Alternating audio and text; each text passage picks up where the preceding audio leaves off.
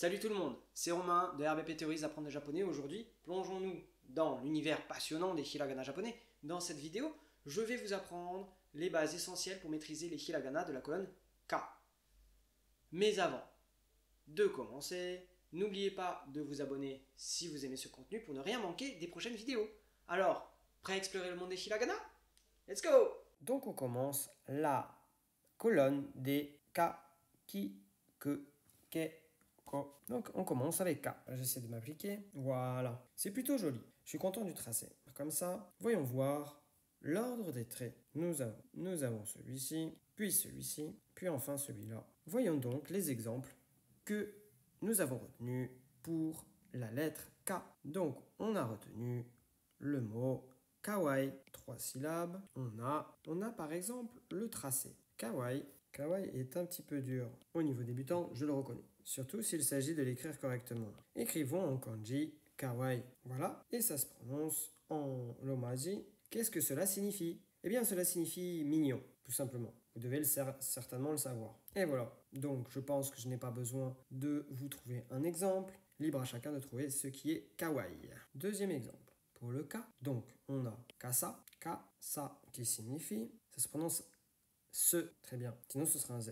En kanji, c'est écrit comme ça, tu vois. Donc on a le parapluie kasa. Passons sans plus attendre à la deuxième lettre. Et je vais essayer de tout mettre sur la même page. Donc on a ki. On a par exemple kimono. Alors le ki, comment s'écrit-il? Voilà. Voyons voir le tracé ensemble. Donc on a un premier trait ici, comme vous pouvez le constater. Un deuxième ici. Un troisième vertical. On remonte comme ça.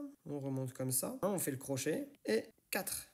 La petite boucle en bas. Donc on fait les deux barres horizontales, la barre verticale avec un crochet. On fait une boucle. Très bien. Donc cela se prononce ki. Voyons deux exemples. Nous avons par exemple le fameux kimono. Kimono, 3 syllabes. Alors, il y a deux kanji pour écrire. Il y a deux kanji qui composent le mot kimono, celui de l'objet et celui de se vêtir. Donc, nous avons ki d'abord, donc celui de se vêtir, qui a le sens de se vêtir, puisque ce sont des idéogrammes et qu'elles représentent des idées à travers des formes, une écriture qui a un sens. Mono, kimono, ça c'est l'objet. Kimono, et voilà. Pardonnez-moi, mais le son n'enregistrait pas. Donc on se retrouve avec la moitié du fichier avec micro, et l'autre partie du fichier sans micro, et maintenant avec micro. Donc à partir de maintenant, vous allez avoir une meilleure qualité de son. Je m'en excuse. Enfin, si vous voulez bien, m'en excuser. Pas besoin de traduction. Kimono, c'est un kimono. Deuxième exemple, nous avons kirei. Très joli mot aussi. Nous avons kirei. Kirei. Lui, il signifie, je pense que vous le connaissez déjà, cela signifie beau, propre. Il y a un kanji pour celui-ci, évidemment. Même deux. Il y a deux kanji. Pour kirei, la clé du fil. Donc nous avons deux idéogrammes. Ils sont pas très bien écrits, mais j'ai fait mon maximum. Et ça se prononce bien naturellement. Kirei, ça signifie beau, propre, comme j'ai dit. Bon, passons à la troisième lettre. C'est que. Donc tout simplement, nous avons un seul et unique trait. Et ça va être comme ceci. Il se prononce que. Et je parle bien évidemment de la prononciation que. Donc on a eu K, ensuite on a eu ki, et maintenant on a que. Premier exemple, c'est kumo. Kumo, kumo, kumo. 2 syllabes. Alors, pour ceux qui connaissent le kanji, ça va être facile. Il n'y en a qu'un seul. Je vais peut-être pouvoir le mettre à droite. C'est kumo, le kanji de la pluie d'abord. Il y a une clé. C'est exactement le kanji qu'on a vu d'ailleurs pour ame. Mais ici, il fait figure de partie, de clé, du kanji du nuage. Donc, pour faire le kanji du nuage, nous poursuivons. Kumo, nuage, nuage. Deuxième exemple, nous avons kusa, kusa, kusa.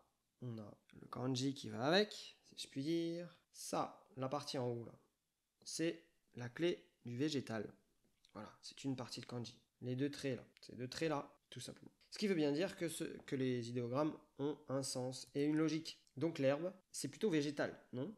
N'est-ce pas? Donc, j'enlève mes petites explications. Et voilà, vous avez le kanji de kusa, l'herbe. Voilà. Bon, on a fini avec la lettre que, le hiragana que. Allez, passons à ke, l'avant-dernier hiragana de la colonne K.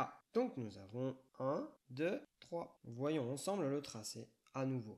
Nous avons 1, nous avons 2, et nous avons le troisième trait de haut en bas. Il se prononce ke. Allez, un exemple.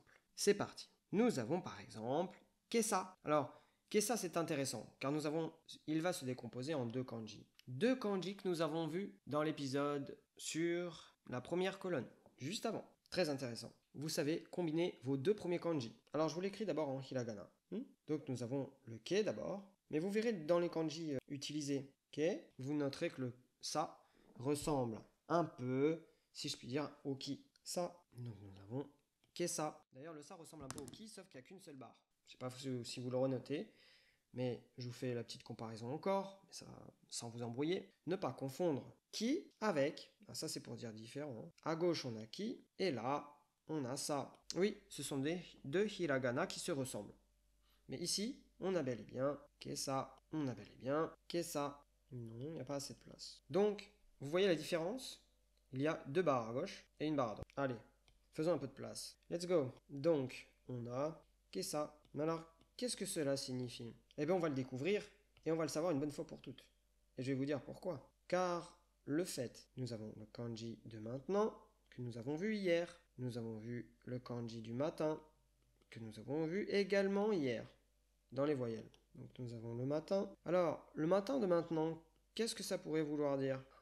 Eh bien ça voudrait dire tout simplement ce matin. Kesa. Donc c'est incroyablement efficace. Nous avons un mot pour dire ce matin. Donc nous avons ici maintenant et nous avons ici matin. Hier, on a vu le matin et on a vu ima. Parce que i commençait par i, pour la voyelle i, et le matin commence par asa. Donc la contraction de ima et de asa donne kesa. Pourquoi? Parce que les kanji ont deux prononciations. Une prononciation dite on, pardon.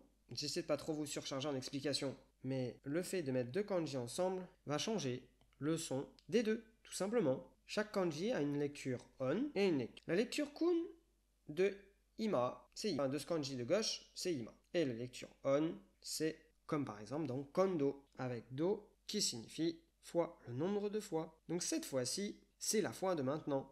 C'est cette fois-ci. Et voilà, ça veut dire cette fois-ci, kondo. Mais il peut être utilisé aussi dans le langage courant, selon le contexte, comme la prochaine fois. Alors c'est comme ça. On dit kondo, mata kondo, à la prochaine.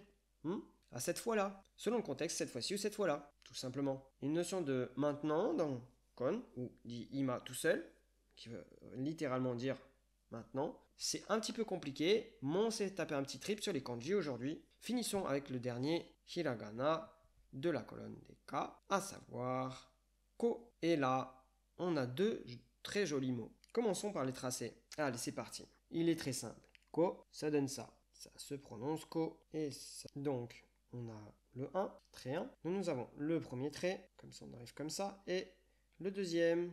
Voilà, voici le tracé de ko. Alors, nous avons choisi des jolis mots, très jolis mots. Vous allez très vite comprendre pourquoi. L'amour. L'amour dans le sens romantique, de la passion. Amoureuse, tout simplement. Donc on a, ça se dit koi. Le kanji associé, c'est celui-ci. Il y en a plusieurs, mais bon. Comme dans la langue française, nous avons plusieurs synonymes. Puis au fur et à mesure de l'histoire, des kanji vont devenir plus usités et d'autres plus désuets. Toujours est-il que nous avons koi écrit comme ceci. D'ailleurs, il y a un kanji que nous allons voir juste après. C'est très intéressant. Donc, je m'y suis repris à plusieurs fois, mais sur l'iPad, c'est pas évident. On recommence. Koi. Et koi, c'est la passion amoureuse. Tout simplement. L'amour. Donc, nous avons par exemple, l'amour, mais dans le sens passion amoureuse. Et voilà. Retenez bien la partie du bas de koi, du kanji, car c'est celui que nous allons utiliser. Donc, nous allons voir deux mots qui se ressemblent. Cette fois-ci, on va parler du cœur et de l'esprit. Cette fois-ci, on va parler de kokoro. Donc, on a ko, ko, ero. On a 3 syllabes. Et kokoro, tout simplement, le kanji, c'est ça. Et ça, si vous vous souvenez bien, dans koi, on avait cette partie-là. Je le refais. Donc, nous avons ici kokoro, qu'on vient de voir, et koi, qu'on avait vu juste avant. Est-ce que vous voyez le point commun? Je vous apprends à observer, en fait. Je vous apprends à observer les kanji. Ici, hop, c'est la même chose que ça. Vous voyez? Que ça, tout simplement. Bon, ça s'appelle un point commun. Ça s'appelle une partie de kanji qui est utilisée pour un autre. Ça s'appelle une clé. Et voilà. Donc, on a kokoro. Qu'est-ce que cela veut dire? On a vu que koi, c'était la passion amoureuse. Eh bien, kokoro, c'est le cœur, l'esprit. Voilà, voir. Alors, kokoro, c'est des mots très importants, évidemment. très précieux et qu'on doit respecter. Et ça se dit cœur, l'esprit. Voilà, nous avons fini avec le ko. Donc nous avons, si je dois récapituler, nous avons ka, nous avons ki, nous avons ki, nous avons que, nous avons ke et nous avons ko. Ka, ki, que, ke, c'est ko, hein, pas kao. D'accord? Donc les syllabes, tout simplement c'est phonétique. Je vous ai parlé des kanji, mais ça, c'est uniquement des sons. D'accord? Même s'ils peuvent avoir des formes assez rigolotes. Ou qui nous plaisent moins. Mais après, c'est mnémotechnique. Voilà. Je vous remercie d'avoir participé, d'avoir suivi. Très sincèrement, c'était pas facile. Je ne sais pas quel est votre niveau, il y a de tout. Mais je vous félicite d'être arrivé jusque-là. Merci. Voilà pour les hiragana de la colonne K. J'espère que cette vidéo vous a été utile et que vous avez pu apprendre quelque chose de nouveau. N'oubliez pas de vous abonner si vous souhaitez continuer à progresser en japonais avec moi. Restez connectés avec la prochaine vidéo. Nous explorerons de nouveaux hiragana. Merci de votre attention et à bientôt. Matane, ciao.